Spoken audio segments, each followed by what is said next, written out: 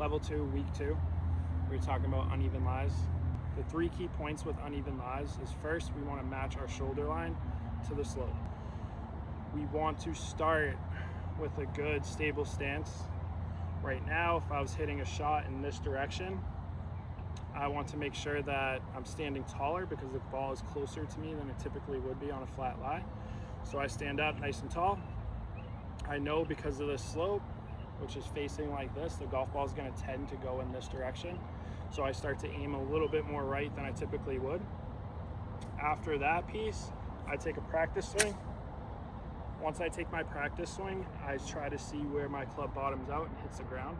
Whenever I can identify my low point, I'm going to adjust and move the golf ball accordingly. Whether the golf ball needs to go further up in my stance or further back is all going to be dictated on where my low point is.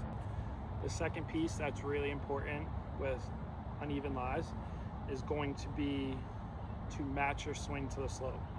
So if I am swinging on a downhill shot, I match the slope with my shoulders, and I want to make sure that I'm swinging down this line on my shoulders.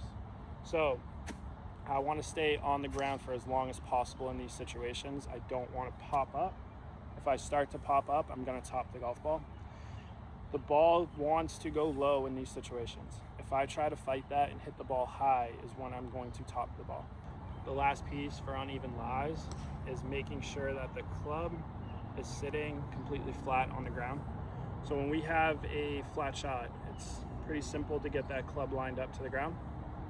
Now when I start to have a slope, I have to make sure that I'm matching it whichever way that ground goes. So if I'm going with a shot like this, you can see the handle is going to be a little bit lower than it typically would. Typically I'd have the club sitting like this, which when I go down, now it's sitting and resting on the toe. I want to make sure that club gets completely flat and settled on the ground.